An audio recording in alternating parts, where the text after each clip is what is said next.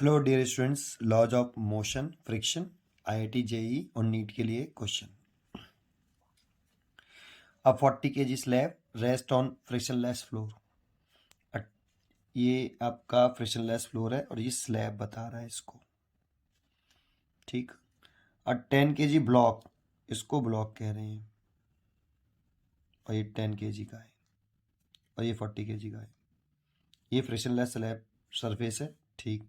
The coefficient of friction between the block and slab is 0.4। तो यहाँ पे slab और ब्लॉक के बिटवीन 0.4 कोएफिशिएंट ऑफ फ्रिक्शन है। The 10 kg block is acted upon a horizontal force 100 Newton. इस पर 100 Newton force apply कर रहे हैं। जी की वैल्यू 10 मीटर पर सेकंड उसके लेने की कह रहा है। Resulting acceleration of slab will be, वही चार चॉइस दे रखे हैं। देखो इस टाइप के जो टू ब्लॉक सिस्टम के जो क्वेश्चंस हैं ये मैंने बहुत सारे बना रखे हैं। आप प्ले लिस्ट में जाके इन क्वेश्चनों को देख सकते हो। एक क्वेश्चन का एक पर्टिकुलर मेथड है इसका पूरा, जो मैं हर क्वेश्चन में लिख रहा हूँ। आप क्वेश्चनों को देखोगे, एवरी क्वेश्चन को देखोगे तो उनके मेथड को समझने की कोशिश करो। एक जैसे दिखते हैं सब और है भी एक जैसे ही हैं, ठीक है। बस उसके कंसेप्ट को पकड़ना पड़ेगा आपको, ठीक है। चलो स्टार्ट करते हैं कि कैसे करते हैं इस क्वेश्चन को। सोल्यूशन देखो, यहाँ पर ये 100 न्यूटन का फोर्स लगा रहा है। तो सबसे पहले देखो इसमें हमें क्या करना है, लिमिटिंग प्रेशर निकाल लेना है। कोई काइनेटिक तो दे रखा नहीं है, ये एक ही दे रखा है म्यू। यहाँ पे मेंशन नहीं है कि ये कोएफिशिएंट ऑफ स्टैटिक फ्रिक्शन है या कोएफिशिएंट ऑफ काइनेटिक फ्रिक्शन है। जब मेंशन नहीं हो तो इसी को स्टैटिक मान लेते हैं और काइनेटिक बराबर मान लेते हैं। तो आप लिमिटिंग फ्रिक्शन निकाल लीजिए सबसे पहले, क्योंकि यहाँ पे तो फ्रिक्शन है ही नहीं। तो ब्लॉक और स्लैब के between limiting friction find out कर लो। सबसे पहले यहाँ ब्लॉक बना लो आप, ब्लॉक, ठीक। ये बना लिया मैंने ब्लॉक जो कि 10 kg का है, ठीक है। और यहाँ इसका ग्रेविटेशनल फोर्स दिखा दो जो अर्थ लगा रही होगी इस ब्लॉक पर, 10 g। और ये सरफेस इस पर नॉर्मल रिएक्शन लगा रहा हुआ n1। क्योंकि ये बैलेंस है, ऐसे मूव नहीं कर रहा, इसीलिए n1 इज इक्वल टू आप 10 g ले सकते हो, दैट मीन्स 100 न्यूटन ले सकते हो। और इन दोनों के बिटवीन जो लिमिटिंग फ्रिक्शन है वो लिख सकते हो आप लिमिटिंग फ्रिक्शन, या मैक्सिमम काइनेटिक स्टैटिक फ्रिक्शन बोल सकते हो, मैक्सिमम स्टैटिक फ्रिक्शन बोल सकते हो। Limiting friction between block and slab, ये, और ये लिमिटिंग है और स्लैब पे लग रहा है और ब्लॉक पे लग रहा है और स्लैब लगा रहा है। या फिर उल्टा भी कर सकते हो, एफ लिमिटिंग स्लैब पे लग रहा है और ब्लॉक लगा रहा है, बराबर होंगे। जैसे मैं यहाँ डायग्राम बना देता हूँ कि ये स्लैब है और ये आपका ऐसे, इस पर आपका अप्लाइड फोर्स लगा रहे हैं इस तरह से। तो देखो इस पर बैठ के इसको देखेंगे ना, इस पर बैठ के इसको देखें तो इसमें आगे की तरफ रिलेटिव मोशन होगा। यहाँ पे बैठ के इसको देखें तो ये आगे की तरफ जाता हुआ दिखेगा, तो रिलेटिव मोशन आगे की तरफ। इसमें फ्रिक्शन फोर्स लगेगा इस वाले पर, इधर की तरफ, कॉन्टैक्ट सरफेस के बिटवीन लगेगा यहाँ, लेकिन थोड़ा सा ऊपर दिखाया मैंने इसको। और इसे बोलूँगा एफ लिमिटिंग, और ब्लॉक पे लग रहा है, स्लैब ने लगाया है। तो स्लैब पे लगेगा, अगर इस पे बैठ के इसको देखेंगे तो ये पीछे छूटते हुए दिखेगा, इसको पीछे छूटता हुआ दिखेगा, तो इसमें रिलेटिव टेंडेंसी इधर की तरफ होगी, तो इस पर फोर्स लगेगा आगे की तरफ, इसीलिए इस पर जो फोर्स लगेगा वो आगे की तरफ लगेगा। ये एफ लिमिटिंग और ये लग रहा है स्लैब पर और ब्लॉक लगा रहा है ऐसे। तो ये दिखाएं तो ये कितना होगा, ये किसके बिटवीन है, स्लैब और ब्लॉक के, तो नॉर्मल डायरेक्शन भी स्लैब और ब्लॉक के बिटवीन का ही लेंगे। तो म्यू इंटू n1, और म्यू है आपका है 0.4, तो 0.4 मल्टीप्लाइड बाई 100, तो ये हो जाएगा आपका 40 न्यूटन ऐसे। अब क्या करना है, यहाँ पे तो फ्रिक्शन है नहीं है, इस जगह पे तो फ्रिक्शन है ही नहीं है, एफ जीरो है, एब्सेंट है यहाँ पे, क्योंकि यहाँ म्यू जीरो है।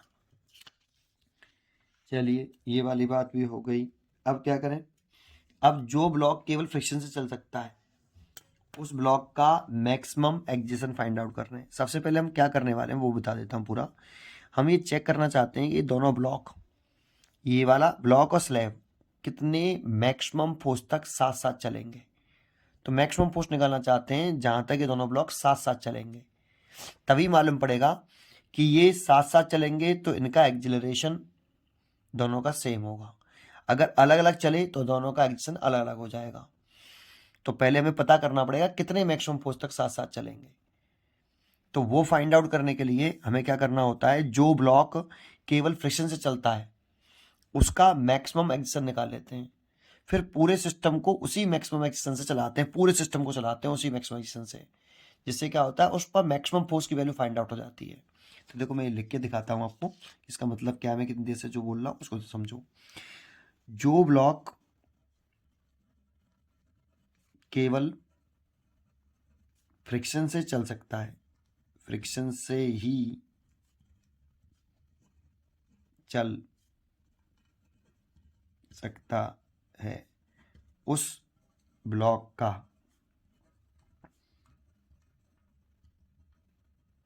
मैक्सिमम एक्जिलरेशन फाइंड करें। तो यहाँ पे कौन सा ब्लॉक केवल फ्रिक्शन से चल सकता है, स्लैब। तो केवल स्लैब जो है ये, यहाँ स्लैब जो कितने केजी की है, 40 केजी की, केवल फ्रिक्शन से ही चल सकती है। सो इसी का निकालना है स्लैब का। तो देखो ये स्लैब मैंने बना दी, ये वाला, यहाँ पे तो फ्रिक्शन है ही नहीं है और स्लैब पर फ्रिक्शन लग रहा है इधर की तरफ, ऐसे है ना, लिमिटिंग लग रहा है, एफ लिमिटिंग, और ये स्लैब और ये बी, और इसीलिए इसमें मैक्सिमम एक्शन इधर होगा।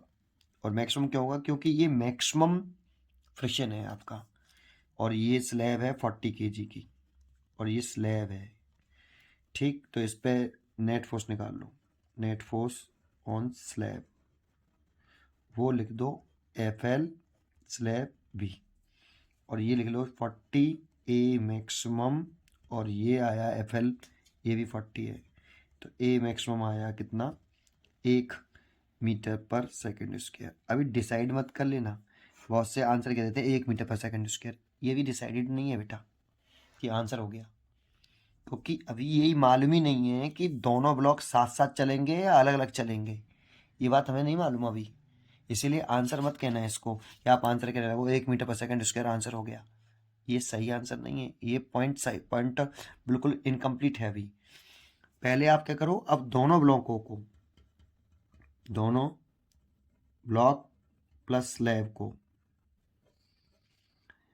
को साथ साथ चलाने के लिए, साथ साथ चलाने के लिए आप उसे एक होल सिस्टम मान लो, whole system, that means block plus slab का मैक्सिमम एक्जिलरेशन 1 मीटर पर सेकेंड स्क्वायर होना चाहिए, पहली बात।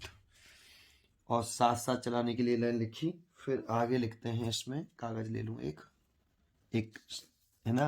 अब दोनों ब्लॉकों को एक सिस्टम मान लो बेटा, पूरे को एक, मतलब आप एक काम करो, ये तो आपका स्लैब हो गई 40 केजी की, ये तो स्लैब हो गई, और ये हो गया कितने का, 10 केजी का ब्लॉक। इस पूरे को एक सिस्टम मानो ऐसे, और फोर्स लगा रहे हैं इस पर एफ, और इसको एफ मैक्सिमम कहो, और इधर की तरफ पूरे को एक साथ चलाओ ए मैक्सिमम से। और यहाँ पे कोई फ्रिक्शन नहीं है, इंपॉर्टेंट ही है, अगर यहाँ होता तो फिर एफ नेट फोर्स निकालने के लिए एफ मैक्सिमम माइनस ई करते, नेट फोर्स निकालो, इसको पूरे को सिस्टम मानो। तो net force on whole system, तो ये लिखें तो एफ मैक्सिमम। अब देखो अगर ये यहाँ पे फ्रिक्शन होता तो एफ मैक्सिमम माइनस ये करते, बट यहाँ पे है नहीं है, इसीलिए एफ मैक्सिमम। और नेट फोर्स लिखे हैं तो 10 kg प्लस 40 kg और ए मैक्सिमम ऐसे, तो 50 और ए मैक्सिमम की वैल्यू हमारी 1, तो एफ मैक्सिमम आ गया हमारा, एफ मैक्सिमम आ गया हमारा 50 ये न्यूटन। ये देखो ऐसे, तो इसका मतलब हो गया देखो कि दोनों ब्लॉक्स जीरो से लेके कितने अप्लाइड फोर्स तक, ये वाला फोर्स कितना हो, ये वाला जीरो से लेके, जीरो से क्यों, हमेशा जीरो से नहीं होता यहाँ पे कि जीरो से ही होता है, हमेशा यहाँ जीरो होता है। देखो अगर यहाँ जीरो हो तो यहाँ जीरो, अगर यहाँ नीचे वाले ब्लॉक, जो सबसे नीचे वाला ब्लॉक है उसको देखते हैं यहाँ कितना फ्रिक्शन है, जो भी यहाँ लिमिटिंग फ्रिक्शन हो उसको यहाँ लिखना, आप लिमिटिंग होना चाहिए, लिमिटिंग को लिखो यहाँ पे जीरो है तो जीरो लिख दिया। एफ अप्लाइड फोर्स है, ये वाला अप्लाइड फोर्स, और कितना है 50 newton, less than equal to 50 newton, this is applied force. यहां तक दोनों ब्लॉक एंड स्लैब साथ साथ चलेंगे, ठीक है, साथ साथ चलेंगे, दैट इज दोनों का एक्जिलरेशन सेम होगा। लेकिन यहाँ पर गिवन है, बट हियर जो अप्लाइड फोर्स है वो हमें दे रखा है 100 न्यूटन, दैट इज ये बड़ा है किससे, 50 न्यूटन से, ये वाला। इसीलिए दोनों ब्लॉक एंड स्लैब मूव करेंगे, मूव सेपरेटली, और मूव कर रहे हैं सेपरेटली, इसीलिए ब्लॉक एंड स्लैब का जो एक्जिलरेशन है ये डिफरेंट होगा, सेम नहीं होगा, और फ्रिक्शन लगेगा काइनेटिक फ्रिक्शन।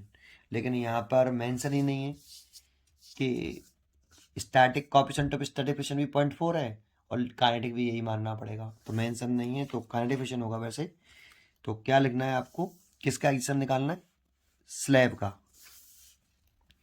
तो स्लैब को बना लीजिए आप यहाँ ऐसे, ये स्लैब है और ये 40 kg है, और ये चल रही थी किसकी वजह से, ड्यू टू फ्रिक्शन। अब अगर ये काइनेटिक फ्रिक्शन गिवन होता ना तो काइनेटिक फ्रिक्शन लिखते हैं हम बेटा यहाँ, है ना, ये लिमिटिंग फ्रिक्शन नहीं लिखते। लेकिन अब हम यहाँ पे गिवन ही नहीं है तो हमें यही काइनेटिक मान लेना पड़ेगा। लेकिन एक काइनेटिक फ्रिक्शन है बेटा अब हमारा, ये लग रहा है इधर की तरफ एफ काइनेटिक, और जो स्लैब पे लग रहा है, अब यहाँ मेंशन ना होने की वजह से इसी को हम कितना मान लें, हमने जो लिमिटिंग निकाला था उसी को मान लें, 40 न्यूटन निकाला था हमने, तो 40 न्यूटन, और इसका एक्जिलरेशन मान लो ए स्लैब का एस, और ये केवल फ्रिक्शन से चल रहा है और यहाँ पे कोई फ्रिक्शन नहीं है, F20 ऐसे।